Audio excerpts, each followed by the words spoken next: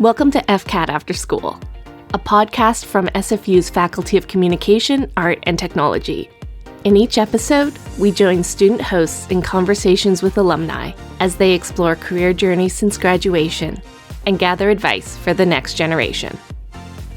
In today's episode, student host Emma Jean speaks with Jay Vidyarthi, a user experience designer and graduate of SFU's School of Interactive Art and Technology.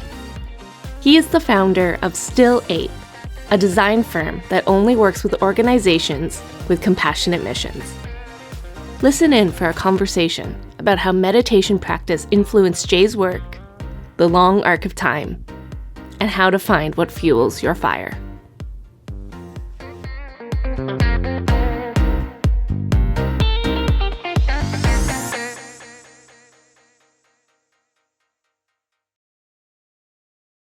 I went to their office on the first day, and we were starting off this project where we were going to kind of redesign the application and website. And he brought the team together and unironically sort of just announced to the team that the main goal of the project was to make him rich. And, my heart just broke.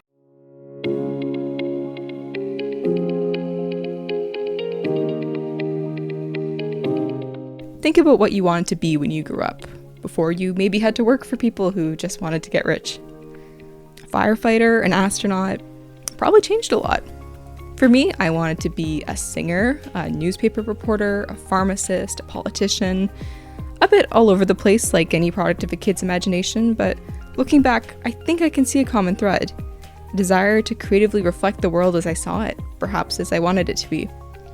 Except for the pharmacist bit, I have no idea where that came from. But that thread, that motivation to consider all those different paths, is still key to what drives me today. I know that whatever we leave behind on the earth will be the product of these threads.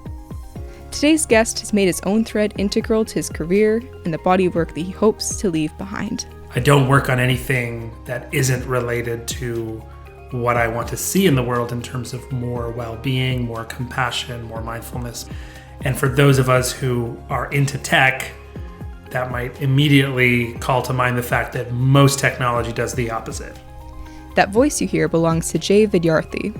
I'm the founder and president of Still Ape, which is, as far as I know, the world's first UX design firm that focuses exclusively on mindfulness, compassion, and well-being. As you might imagine, I'm also a meditation practitioner myself. It's a big part of my life. I did a master's degree at SIAT at SFU, and that was where I first successfully integrated those personal passions for contemplative practices and meditation with my growing design practice. And it's just been a kind of joy and kind of beyond my wildest expectations that I would actually be able to have a career like this. And if I can help anyone else find that integration, it has been a huge source of well-being for me.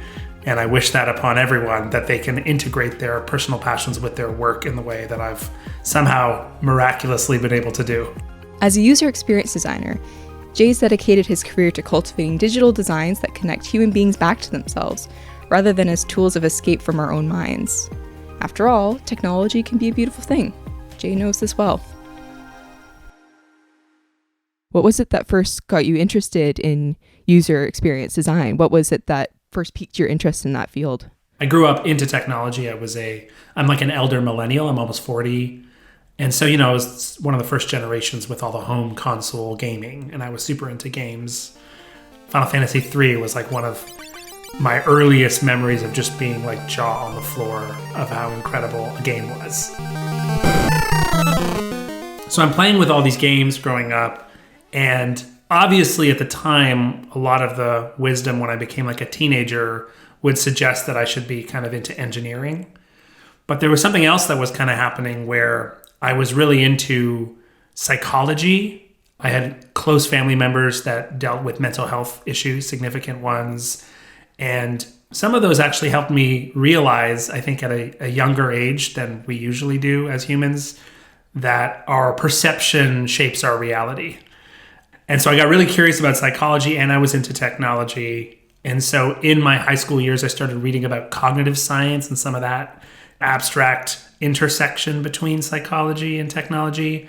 I did some science education at McGill University in Montreal, dropped out of school to play music for a while, which is a different story. Came back, and I came back with this kind of renewed faith that I need to sort of go for what I'm interested in. And I went hard into neuroscience and psychology, and there was a professor there who taught cognitive science who invited a industry speaker to come and speak at the school. And that person worked in what was called at the time usability. They didn't really have the term user experience mainstream, but it was usability. It was like usability engineering. We're going to like make this easy to use. I was really fascinated. And I was also excited because I was like, here's psychology and technology. This is what I was really looking for, not the abstract academic psychology technology, but this is like practical. Like I remember there was a case study of designing the cockpit of a plane so it would be easy to use for the pilots and understand and to reduce training time, but also to mitigate errors, which would be catastrophic if they happened in a plane, right? We don't want pilots making errors as a result of poor design. And I was just fascinated. And yeah, I've always loved the empathy of it, the process of understanding people in order to make technology better. That was always something that inspired me. And I was one of those designers that looked around the world and just constantly saw failure in this category. Like we have a long way to go in terms of usability and design. And so I was passionate about that from the beginning. That passion was soon able to evolve into an academic pursuit, which brought him to see Europe and a different stem of usability than he was used to. Just as I was discovering the field of usability, I had gotten an undergraduate thesis project accepted, which was like in very academic psychology. So like I was just intellectually and personally moving away from that, but it was an opportunity to go like to Europe. And so I'd never been to Europe and I was like, okay, well, I've got to go to Europe, right? But thankfully, that professor was really open-minded and flexible. And so I went there. I think I was working on the psychophysics of sound perception. This might be useful for people who are undergrads right now. Is like I was doing psychophysics of sound perception because I thought, well, I like music, I like sound, I like psychology, I like technology. If I just add these things together, that is the psychophysics of sound perception. So I'm probably going to love that. But I totally didn't. That's just not how it works. But I went to do the project. I had a great time in Europe.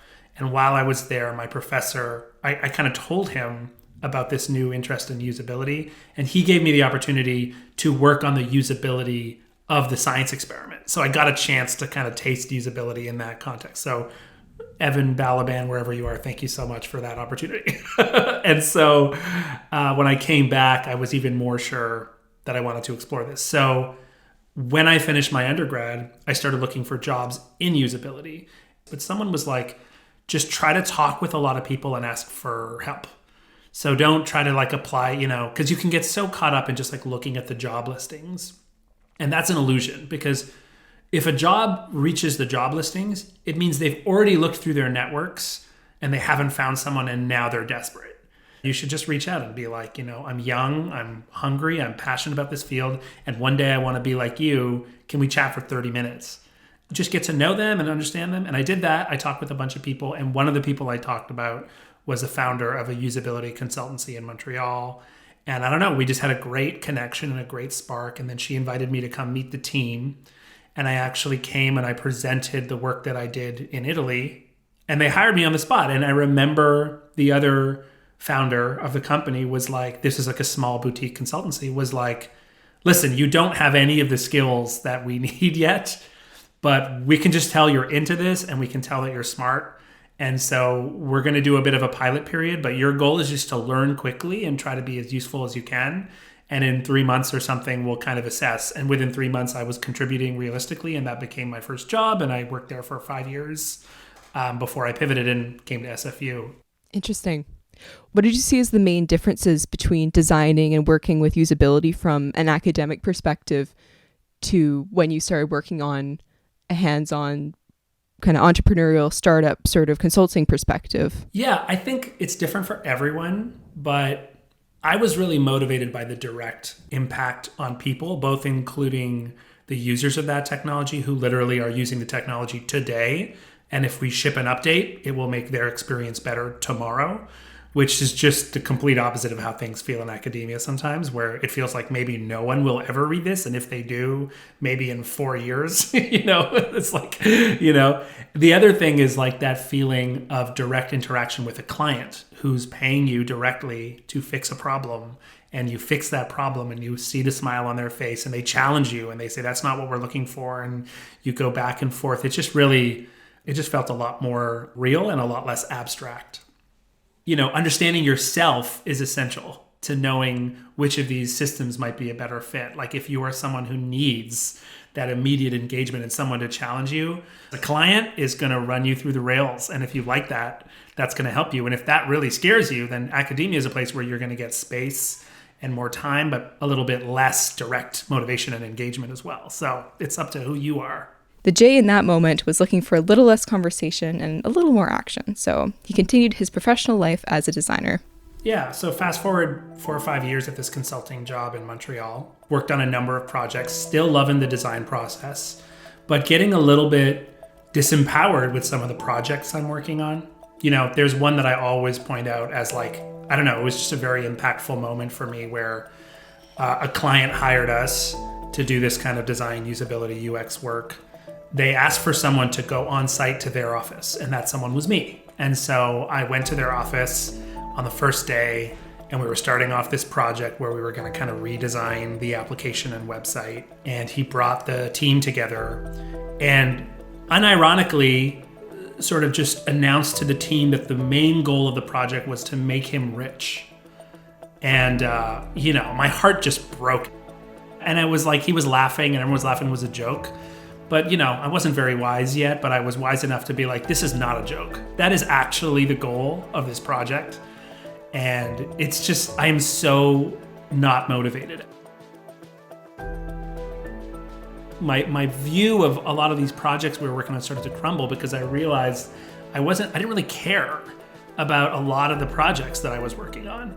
And I was getting skilled enough in design that I knew that what I was working on was showing up in the world. And I realized that kind of the burden of being a creative person is that you want to put things in the world that you can stand behind, that you're proud of, that you feel like move the world in a direction that you want to move. And in my case, I really wanted to kind of help people. I didn't have the word for it at the time, but this feeling of compassion where I'm like, I want to design the world to be a better place. That was my initial motivation when I was thinking about mental health. Like, I just want this world to be a better place, and I know we can do better. I don't want to make a bunch of these people rich or help this giant company sell more insurance or whatever it is. This isn't motivating me. And so that's when I kind of made the decision to explore. And that eventually led me to have some conversations with different graduate schools. And I had a conversation with some professors at SIAT, and they seemed open to me exploring mental health and mindfulness specifically. I was growing in my practice as a meditator. And that kind of was, I was like, okay, let's go do this. This is when Jay started to pursue UX design work that was in line with his personal commitment to mental health advocacy and meditation, which he now refers to as compassionate work. Looking back at his early consulting portfolio, he realized that these kinds of projects were the only work that truly fueled him. All I knew was that most of these projects were draining me and demotivating me, except for two. There were two projects that I looked fondly upon in those 4 or 5 years. One was a project for the United Nations, helping them rebuild their Institute for Statistics so people around the world could get information they need to make policy changes. And the other was for the Canadian Institute of Health Information, which was also an information database for healthcare practitioners in Canada to access what we understand about healthcare statistics. So either I was really motivated by helping people or I really loved statistics. And I certainly didn't really love statistics. So I was like, okay, something about like working on projects where I feel very clearly like I'm helping people is like motivating me. The other thing I didn't have the lens for at the time, but now I believe fervently, and I believe it for you, Emma, and for all the people that are listening to your podcast, which is like, we need 30 or 40 years of Emma doing her best work and trying to help people. And so if you take on a project this year that puts your fire out, that's a problem. That's a problem for our society. And that's what it looked like at the time when I made the decision. I was like, I don't know what's going on. I'm certainly giving up a big paycheck to go to SIAT, but something over there is an opportunity for me to look into something that really feels like it's going to light my fire up. It was an essential turning point for my career and where I am now. Interesting. What was it that you developed through SIAT that you think was most important to where you are now and what you've built in the years since?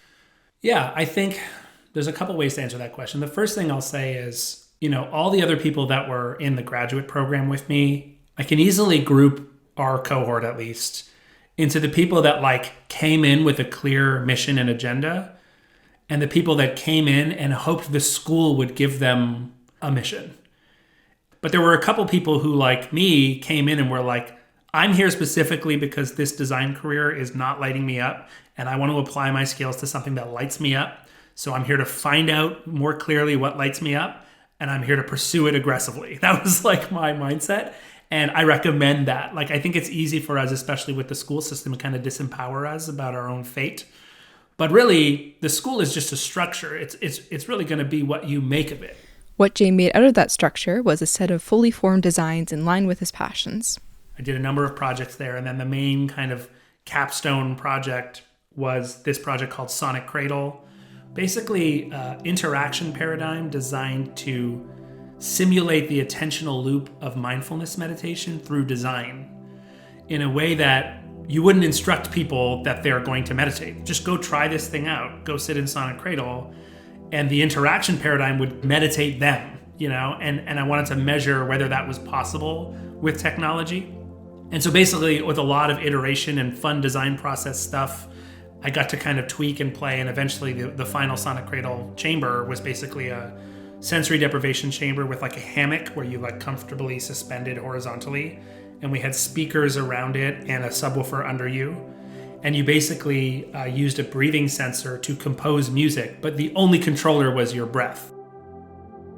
The idea was you come in a playful, creative mindset as opposed to I need to get better on my well-being and force myself to meditate. You just want to play. Your breath is the controller, so you keep bringing your attention back to your breath as you try to figure out how to play in this curious way. And then eventually your mind wanders because, you're in there for 15, 20 minutes, the music is going and you kind of relax. But when your mind wanders, your breath changes to a kind of autonomic breathing rate, and the system detects that and starts to get quieter. And then you start to notice, the sound is getting quieter, so you bring your attention back to your breath.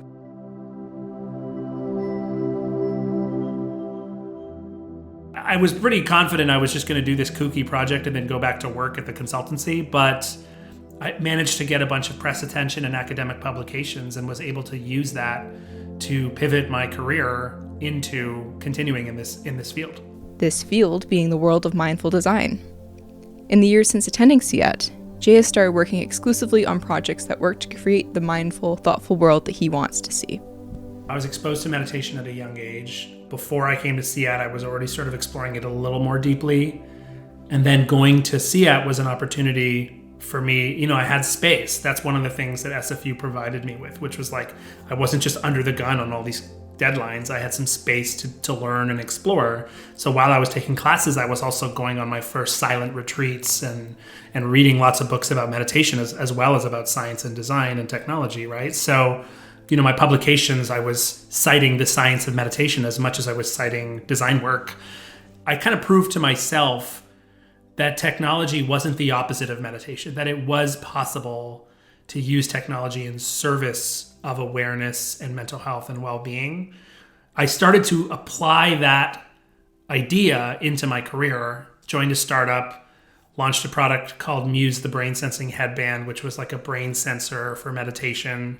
I understand the health benefits of meditation, but when I try it, I'm not sure if I'm doing it right. When I meditate with Muse, I get real-time brain sensing feedback to help me improve my practice.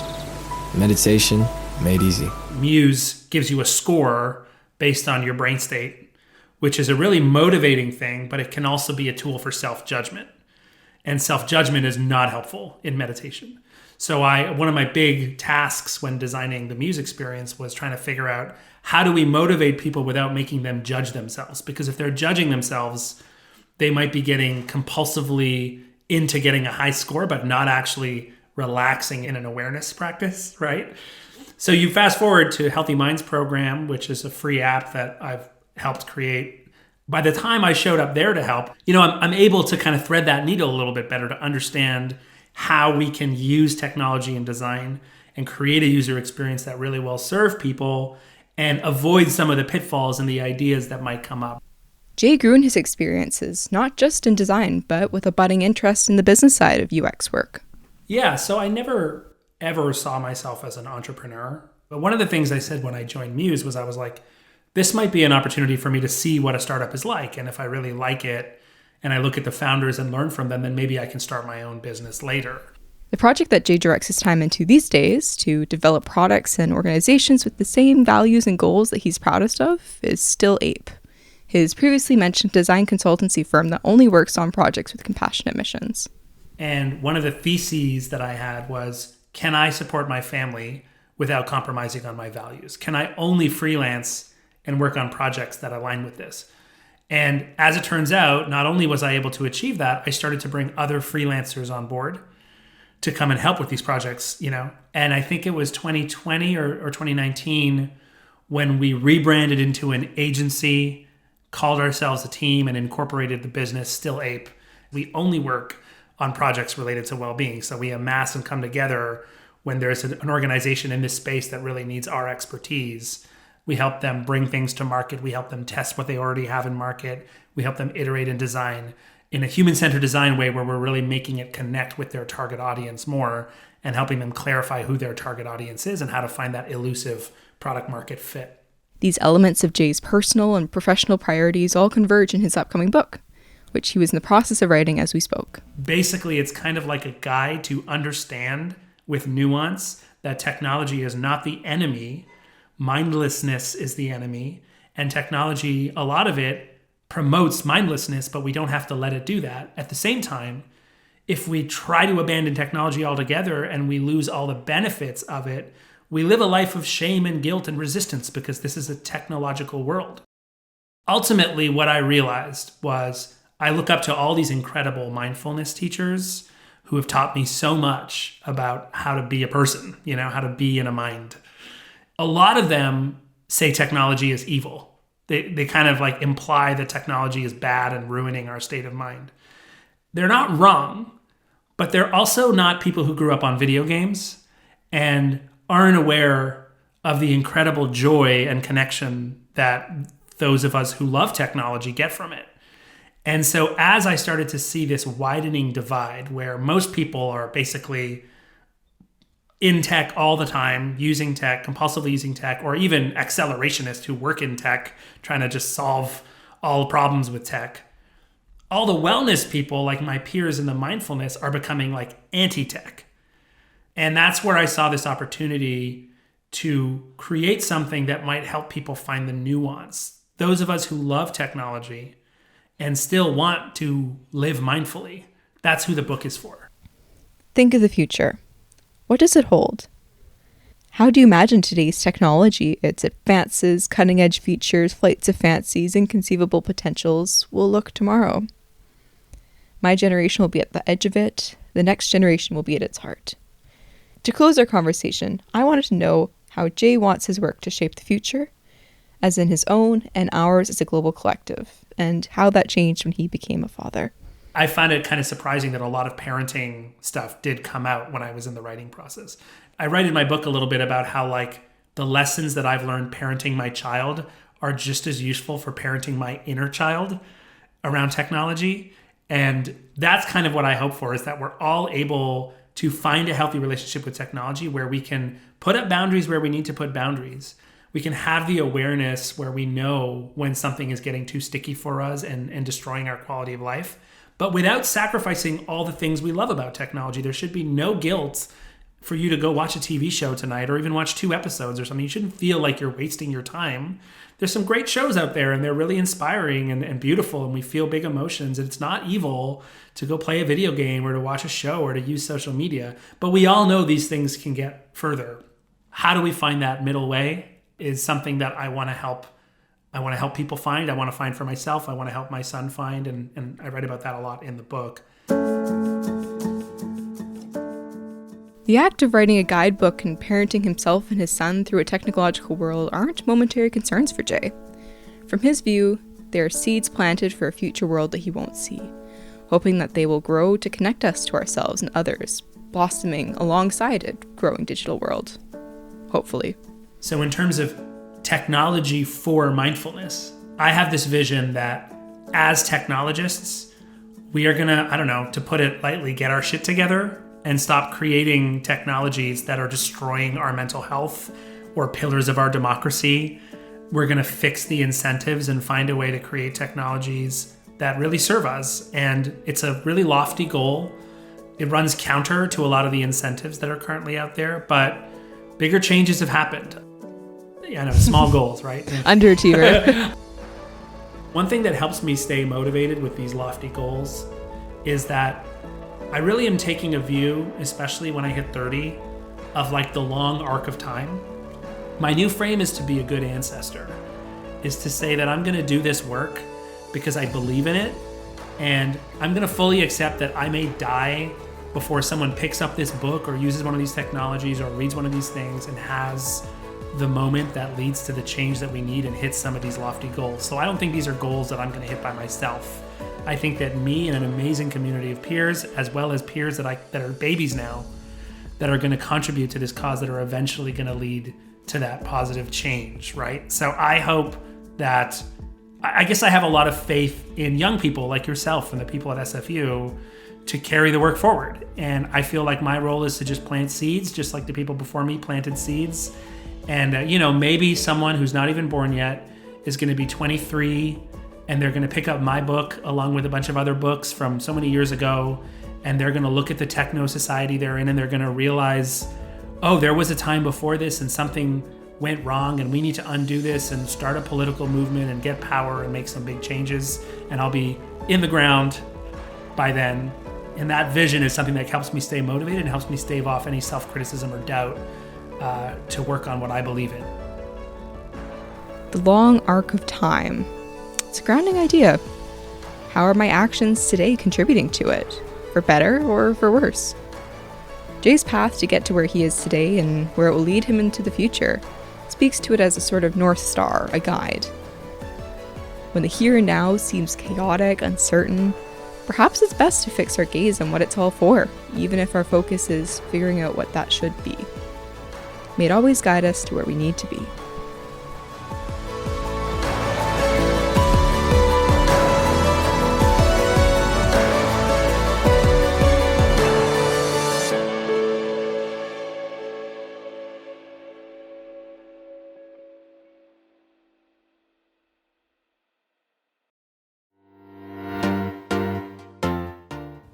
If you'd like to hear more from Jay and get updates about his upcoming book and ongoing work, check out his Substack, Attention Activist. That's Attention Activist, all one word, .substack.com. If you'd like to experience what technology-assisted meditation is like for yourself, check out Jay's smartphone app, Healthy Minds program, wherever you download your apps. FCAT After School is produced by Emma Jean, Torian Cafferata, and Stephanie Werner, with help from Stu Pop and Tessa Perkins-Deneau. We respectfully acknowledge the Musqueam, Squamish, Tsleil-Waututh, Katzie, Coquitlam, Kakite, Kwantlen, Samiamu, and Sawasans peoples on whose unceded traditional territories our 3 campuses reside, and where many of the stories shared in our series take place. If you enjoyed this episode, make sure to leave us a rating and subscribe to FCAT After School wherever you listen to podcasts. You can follow us on social media at FCAT at SFU. That's FCAT at SFU across all platforms. For feedback or guest suggestions, reach us by email at fcateng@sfu.ca. All links in the show notes. See you next time.